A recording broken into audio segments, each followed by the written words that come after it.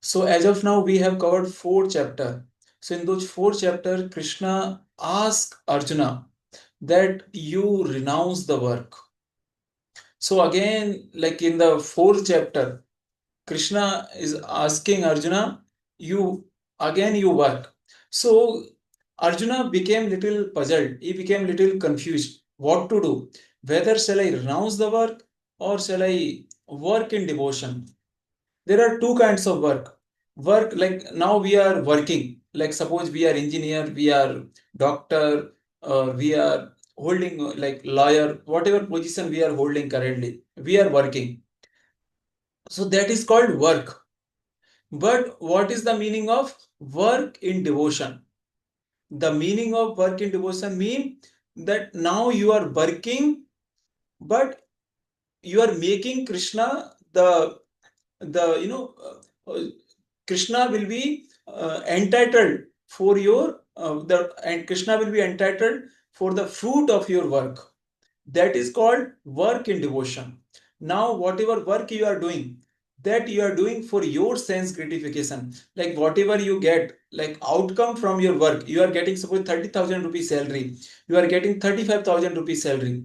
Now, if you spend that fruit of your work for your sense gratification means you spend for your comfort, that is called the only work for your sense gratification.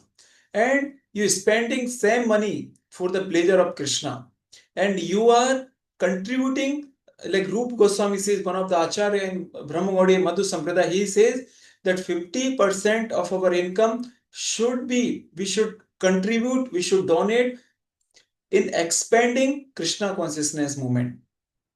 So this is what Rupa Goswami says. So some portion of that fruit, like of that income, if you spend in the Krishna conscious activity, that is called work in devotion. You are working, but now you are working for the pleasure of Krishna. So now Arjuna is asking कि what to do, whether मैं completely अपना काम छोड़ दूं, because Arjuna was a fighter. So उसका काम था fighter का कि बंदूक चलाना, मतलब he has to fight with the opponent. This was the duty of the kshatriya, of the fighter. So now Arjuna is asking कि whether shall I give up my fighting profession or should I fight for your pleasure? So Krishna in further verses very wonderfully he replies that you fight not for you, not for yourself, but you fight for me. So kaise? Because in the beginning Arjuna was not ready to fight. When Krishna spoke this knowledge of Bhagavad Gita, then Arjuna said, now I will fight for you. Because beginning mein why he was denying to fight? He was denying because when he saw my all near and dear are there in opponent party, now I have to kill them. I cannot bear separation from them, so I cannot kill them.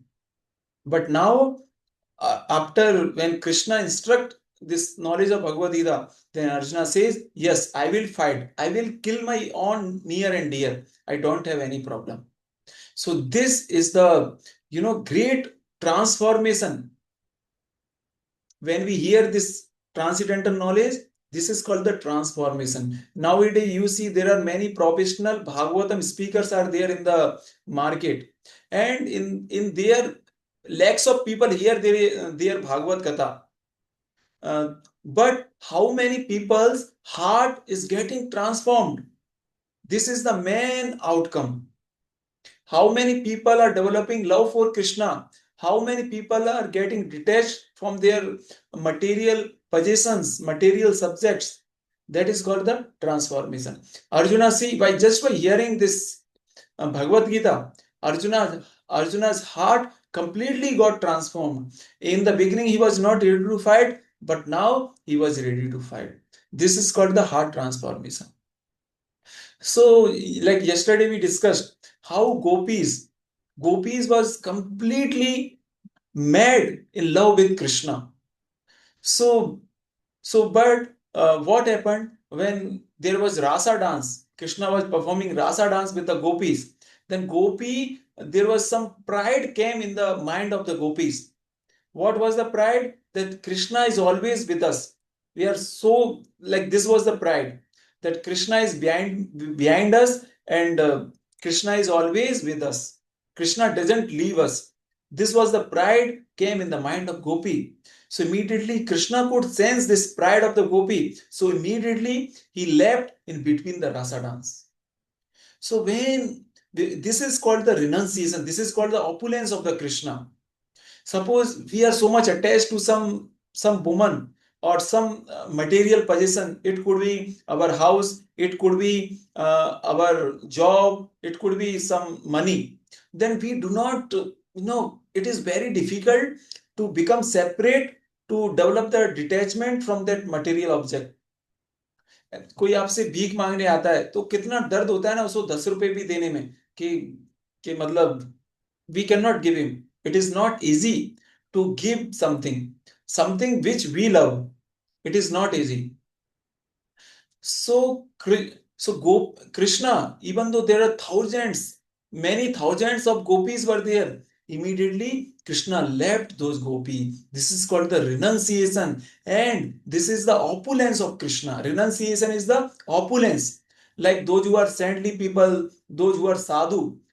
For sadhus, renunciation is the opulence. Renunciation is their ornament. How they give up their all material possessions, how they give up all their family connections. So therefore, their sadhus are glorified because of their this renunciation, because of their austerity and penance. So you might have seen there are many sadhus, they get up early in the morning, around 3:30 a.m. They take bath irrespective of whether it is winter or summer season. So they are glorified. Why? Because they are so much austere.